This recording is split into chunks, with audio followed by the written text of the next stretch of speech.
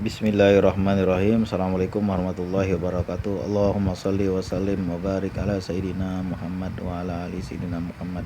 Allahumma salli wa sallim wa barik alaih. Allahumma salli wa sallim wa barik ala Sayyidina Muhammad wa ala ali Sayyidina Muhammad.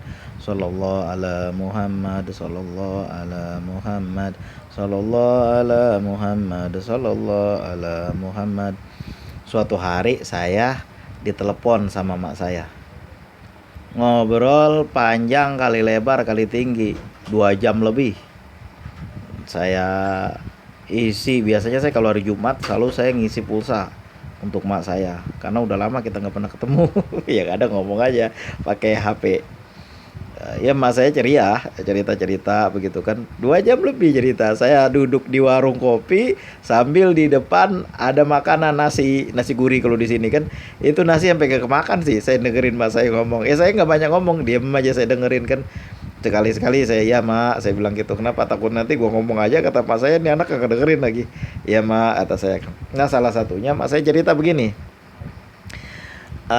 Suatu hari kata dia gini, ada orang datang ke rumah. Dia bilang orang itu, ya bapak kan pedagang, namanya orang Betawi, haji biasanya pedagang. Jadi datengin orang ke rumah, dia entah siapa, entah kenal dari mana, entah orang dari mana, karena banyak juga orang yang datang-datang ke rumah itu. Ya mereka entahlah, orang yang datang kadang-kadang apa itu berpakaian agama. Lalu dia ngomong lah, Pak Haji, kalau Pak Haji dagang mau rame begini begini begitu begitu segala macam, dia ngomong. Kata mak saya, kan pintu rumah saya kan ada 2, di belakang dan di depan. Jadi maksudnya di belakang itu ya sama juga dengan depan fungsinya, karena dapur di tengah. Jadi masuk dari depan ya sama juga, menerima tamu di depan sama di belakang sama. Jadi karena itu orang berdua datang dari depan, mas saya lewatlah belakang. Ketika orang itu keluar diikutin aja, tapi dari belakang.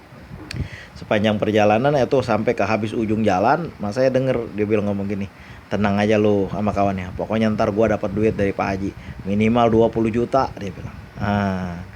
Gitu mas saya ngikutin dengerin apa yang diomongin, kok dapat duit 20 juta dari Pak Haji. Orang berusaha untuk menipu dengan kedok-kedok agama. Nah itu yang saya bilang, mau saya ngomong, ketika kita ketemu kesulitan dalam hidup kita, kesulitan apa kek, terutama kesulitan ekonomi nih, yang banyak banget terjadi tuh. Apa itu? Mulai dari penggandaan uang, lalu pemanggilan jin penghasil uang, lalu segala macam gitu-gituan tuh. Banyak banget orang yang kena tuh. Yang begitu-begitu mah kagak usah percaya. Nggak usah didengerin. Rezeki datang dari Allah. Kita minta sama yang punya, kita usaha. Minta setiap malam kepada Allah waktu tahajud, baca sholawat. Karena doa yang kita tidak bacakan sholawat, doa itu berputar-putar antara langit dan bumi. Pasti ada yang nanya nih, abang kata siapa? Orang baca hadis. Makanya hadisnya dibaca biar tahu. Baca hadis begitu. Jadi doa itu berputar-putar antara langit dan bumi sebelum dibacakan sholawat. Kalau udah dibacakan sholawat baru dia naik ke hadirat Allah. Sama juga dengan suatu hadis yang mengatakan ketika suatu hari Rasulullah melihat seorang Arab berdoa, langsung dia berdoa, ya Allah berikanlah saya begini dan begitu. Lalu Rasulullah mengatakan, au kama qala Rasul, wahai Arab engkau kecepatan. Kalau berdoa, pertama pujilah Allah, kedua berselawatlah kepadaku, lalu baru sampaikan doamu. Nah begitu, ketika malam-malam kita kesulitan apa kek, ini soalnya banyak banget orang yang WA ke saya menanyakan rata-rata masalah ekonomi, utang piutang, macam kita dulu kagak punya utang aja dulu. Jadi apa namanya, rata-rata menanyakan tentang masalah ekonomi. Lalu bang, saya baca sholawat apa, wirid apa, jikir apa. Sebenarnya sebelum jikir apa, wirid apa, koreksi diri sendiri dulu. Udah banyak video-video saya tentang itu. Pertama, mau wirid apa kek, makanan kita jangan bersumber dari sumber yang haram, yang riba. Jangan sampai kayak gitu. Kalau dulu bang, berarti doa kita dipending sama Allah. Kenapa? Karena sholawat udah kita baca banyak banget, tahajud udah tiap malam, sampai ini di kepala nih sampai hitam. Ada orang yang hitam kayak gitu. Ada itu apa namanya, pembahasan tentang masalah itu, dicolek setan katanya kan. Lalu ya bukan merendahkan orang yang hitam, yang jidatnya hitam, bukan kayak gitu. Itu kan saya baca dari beberapa buku dikatakan seperti itu. Lalu kok doa-doa belum teristijabah? Kenapa? Ya karena banyak banget yang masih barang-barang haram yang masih ada dalam tubuh kita. Harus dibersihin dulu. Kenapa? Karena Allah kepengen kita menjadi orang yang bersih. Jangan lagi mengulang perbuatan itu. Insya Allah kita meninggal kita dalam keadaan takwa, dalam keadaan iman, punya ilman. Wala tamutunna illa wa antum muslimun. Kan tiap Jumat denger itu. Kapan tuh? Khotib naik mimbar lu bilang wala tamutunna illa wa antum muslimun. Jangan kita semua meninggal kecuali dalam keadaan orang-orang Islam, dalam keadaan Islam, dalam keadaan beriman. Jadi supaya kita ini bersih dulu. Kalau udah bersih insya Allah, saya banyak banget kedenger itu orang berkisah sama saya, belum saya doa bang, baru saya berniat dalam hati udah dapet. Nah, pengen gak yang kayak begitu? Itu orang-orang yang dekat pada Allah. Bagaimana cara dekat pada Allah? Wabtagu wasilah, cari wasilahnya untuk sampai kepada itu jalannya. Salah satunya adalah ya bersolawat, karena sholat itu bagian daripada zikir juga. Menyebut nama Allah, mengucap nama Rasulullah. Allahumma sholli ala Sayyidina Muhammad wa ala ali Sayyidina Muhammad. Sallallahu ala Muhammad, menyebut nama Allah dan menyebut nama Nabi Muhammad. Ada orang bilang sama saya, buat apa baca sholawat Jibril, capek-capekin aja. Bagaimana coba doa mau dikabulkan? Menyebut nama Allah aja dibilang capek-capekin, perhitungan. Kalau nggak capek, kalau nggak dibayar ya nggak mau. Bukan manusia emang begitu. Padahal sampai-sampai saking meditnya manusia, saking pelitnya manusia, hingga Allah memakai kalimat siapa yang mau meminjamkan di jalan Allah. Meminjamkan. Kalau orang minjam kan dibalikin lagi nanti. Dan juga kalau bisa ada lebihnya. Kan begitu manusia. Siapa yang mau meminjamkan di jalan Allah, sampai menggunakan bahasa itu. Kenapa? Karena saking pelitnya manusia itu nggak mau kasih. Nah, itulah makanya susah banget doa-doa kita teristijabah. Banyak banget orang yang nge-WA sama saya kayak gitu. Banyak pertanyaan, Abang Saleh begini saya begini rata-rata. Ya ada juga 1-2 biji yang masalah perjodohan, rumah tangga, tapi rata-rata masalah utang piutang. Saya tidak bisa berbuat banyak selain saya menyuruh untuk minta tolong sama Allah. Ista'inu bisabri wasolah, minta tolonglah kepada Allah dengan sabar, nomor 1. Wasolah, dan sholat 5 waktu kita beresin, sholat sunnahnya kita kerjain, dan juga jangan lupa sholat malam. Wa minal laili fatahajat bihi nafilatan laka asa ayab asa ka rabbuka maqamam mahmuda. Tempat yang terpuji, akan tempat yang mulia kita Allah tempatkan, bukan tempat-tempat orang yang dikejar-kejar orang, yang dicari-cari orang. Bukan tempat yang seperti itu Allah letakkan, tapi Allah letakkan kita ke tempat yang mulia.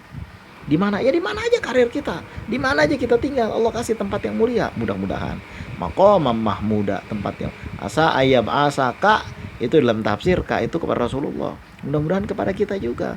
Maqamam mahmuda, tempat yang terpuji. Jangan lagi dikejar orang, jangan lagi ditunggu orang lantaran berutang, yang lagi seperti itu. Gimana caranya? Dekatkan diri kepada Allah malam-malam, tahajud. Bangun, kalau memang betul-betul kita kesusahan, kepepet, deketin Allah dari tengah malam. Bang, saya yang nggak bisa kalau segitu mah bang, banyaknya capek. Ya susah juga. Kita kerja dari jam berapa? Biasanya kerja kantor jam, kalau dulu waktu saya pergi ngantor dari jam 7:30 udah mulai itu, jam 8 lah mulainya, 7:30 udah pada nyampe, jam 8 udah mulai, selesai jam berapa? Jam 2:30 udah pada selesai, jam 3 masih ada, baru pulang jam 4:30. Itu kita mau begitu berjam-jam setiap hari, bahkan seumur hidup kita. Kenapa kita mendekatkan diri kepada Allah nggak mau? Perhitungannya apa? Capek, nggak sanggup. Ya susah kalau kayak gitu mah. Orang kalau udah kesusahan apapun akan dia perbuat. Tapi perbuatnya janganlah pergi musyrik, janganlah pergi jimat ini, jimat itu mah kagak ada gunanya. Jimat ini, jimat itu mah kagak ada gunanya. Ujungnya juga bakalan hilang lagi. Tapi kalau kita mendekatkan diri kepada Allah, sekurang-kurangnya harapan ada. Kalau nggak di dunia, harapan di akhirat ada. Terutama banyak membaca sholawat kepada Rasulullah. Dulu ada orang yang jahatnya minta ampun, dibilangnya. Tapi dia membaca sholawat, nah lama kelamaan dia menjadi baik.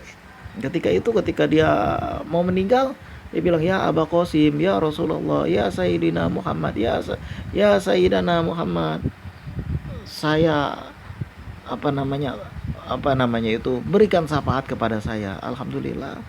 Waktu itu ketika anaknya, di dalam kisah yang lain, ketika orang itu pergi dalam suatu perjalanan, ketika dia meninggal di tengah jalan, wajahnya hitam, lalu diusap oleh Rasulullah dalam mimpi orang itu, dalam mimpi anaknya itu dia bisa menjadi putih lagi. Sahabat Rasulullah datang. Kalau kita cerita-cerita yang macam ini, sebagian orang mengetawain, dongeng aja dia bilang. Bagaimana dibilang dongeng? Orang dongeng yang tiap hari dilihat di TV aja percaya.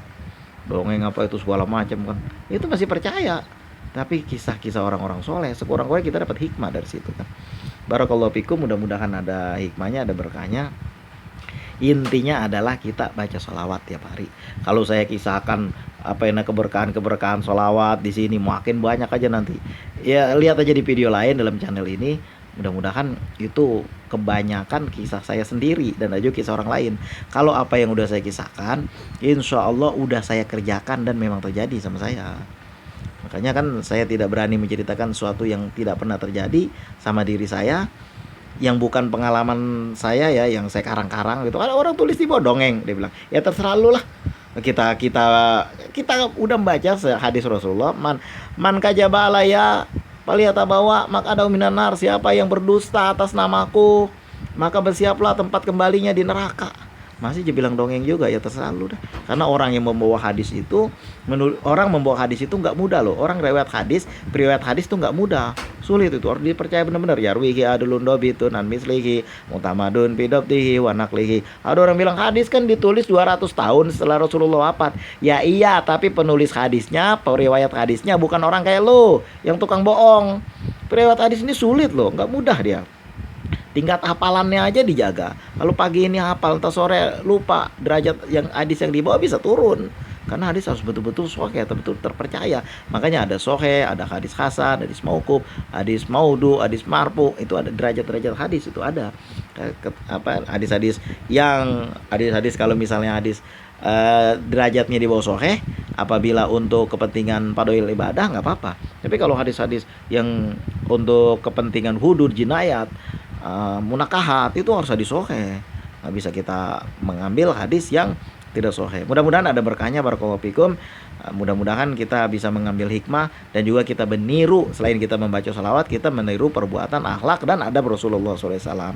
Barakallahu fikum, mudah-mudahan ada hikmahnya. Terima kasih atas segala perhatian. Mohon maaf atas segala kekurangan. Allahumma sholli ala sayyidina Muhammad wa ala ali sayyidina Muhammad. Assalamualaikum warahmatullahi wabarakatuh.